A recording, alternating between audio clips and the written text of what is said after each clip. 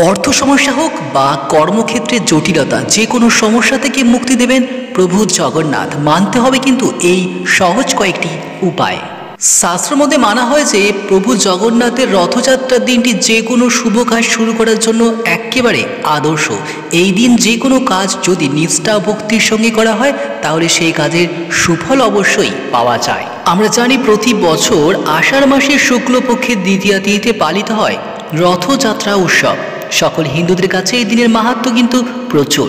কেবল পুরী ধামেই নয়, বিশ্বের নানা প্রান্তে অত্যন্ত আড়ম্বরের সঙ্গে রথযাত্রা পালন করা হয়। শাস্ত্রমতে মানা হয় যে রথযাত্রার দিনটি যে কোনো শুভ কাজ শুরু করার জন্য আদর্শ।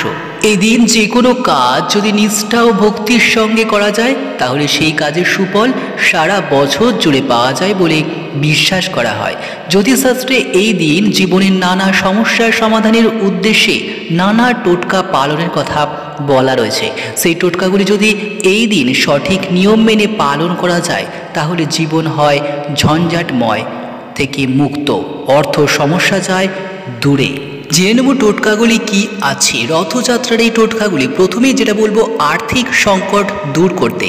অনেক সময় অর্থ কষ্ট কিছুতেই আমাদের পিছু ছাড়তে চায় না। এই অবস্থায় আপনাকে রক্ষা করতে পারেন প্রভু জগন্নাথ।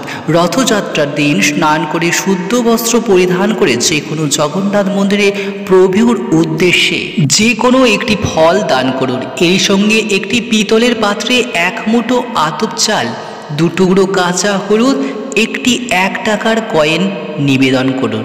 ভাগ্যের হাল ফিরবেই। জগন্নাথের আশীর্বাদে অর্থ সমস্যাও দূর হবে।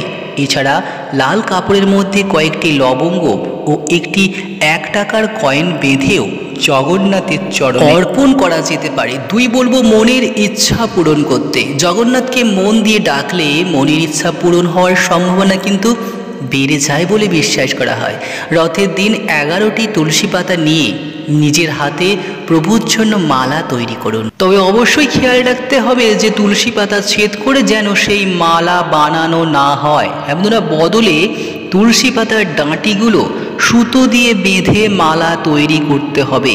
সেই মালা জগন্নাথ, বলরাম ও সুভদ্রাকে পরিয়ে নিজের মনের বাসনা জানান, খুব ভালো ফল পাবেন। 3 জানাবো অশুভ দৃষ্টি এড়াতে। খারাপ মানুষের ভীষণ জন যদি একবার আমাদের উপর পড়ে, এমনরা খারাপ মানুষ যদি একবার আমাদের উপর সেই নজর পড়ে তাহলে কিন্তু জীবন তছনছ হয়ে যায়, কোনো কাজই ঠিক হয় না। এক্ষেত্রে রথযাত্রার দিন সন্ধেবেলা একটি মাটির প্রদীপে ঘি ও লবঙ্গ জ্বালিয়ে প্রভুর আরতি করুন।